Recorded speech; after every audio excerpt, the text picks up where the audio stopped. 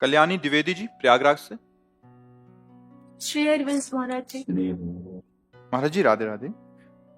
महाराज जी आपके चरणों में कोटि कोटि प्रणाम। गुरु महाराज जी मैं एक छात्रा हूँ। मुझे लगता है कि मुझे मेहनत करनी चाहिए और इतना पैसा कमाना चाहिए कि अपने लोगों को सभी सुख सुविधा से परिपूर्ण कर सकूं। लेकिन कभी कभी मेरे मन में ये विचार आता है कि जो है जितना है मैं उसी में संतुष्ट हूँ। मुझे क्या भावना रखनी चाहिए, मेरा मार्गदर्शन करें। मुझे यथा लाभ संतोष सदा, काहू शोक कछु न चहोंगो। परहित निरत निरंतर मन क्रम, बचन नेम निबहोंगो। मुझे प्रभु ने जितना दिया है, जितना देंगे, प्रयास मैं करूंगी, फल उनके हाथ में है। जितना मिलेगा उतने में संतोष करूंगी और मन वचन कर्म से परिवार या समाज या राष्ट्र जितना बन सकेगा, हम मन से वचन से कर्म से सबको सुख पहुंचाएंगे। संतोष रूपी धन सबसे बड़ा धन है। संतोष ना हो तो अरबों असंख्यों रुपए होने पर भी वो अशांत चित्त विषयों में भटकता हुआ, वो तृष्णा से व्याकुल होता हुआ अशांत। जहां अशांति वहां अशांतस्य कुतः सुखम, वहां सुख कहाँ है? तो धन से सुख नहीं है, धर्म से सुख है। ये सबके दिमाग में भ्रम बैठ गया है कि जितना हम धन एकत्रित कर लेंगे उतना सुखी हो जाएंगे। आप बाहरी वस्तुएं संग्रह कर सकती है लेकिन हृदय शांत नहीं होगा। हृदय संतोष से शांत होता है, धर्म से शांत होता है, भगवद आश्रय से शांत होता है। मीठे वचन, सत्कर्म और सत्संकल्प ये समाज का कल्याण करता है। हम धन किसी को दे दें, वो शराब पिए, व्यभिचार करे, जुआ खेले, उसका हित होगा क्या? अमंगल होगा।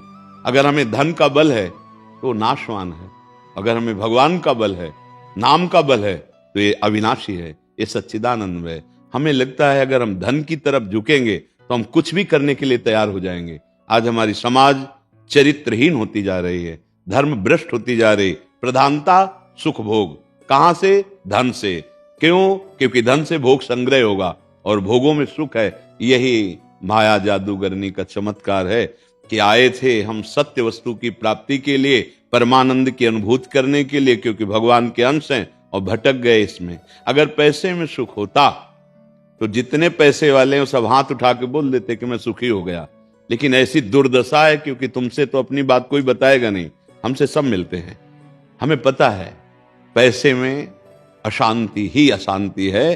अगर भगवान का नाम नहीं है, धर्म नहीं है, तो कोई भी कहीं भी बैठा हो वो अशांत ही है। और अशांत से कुतः सुखम, जिसका चित्त अशांत है वो सुख कहाँ है?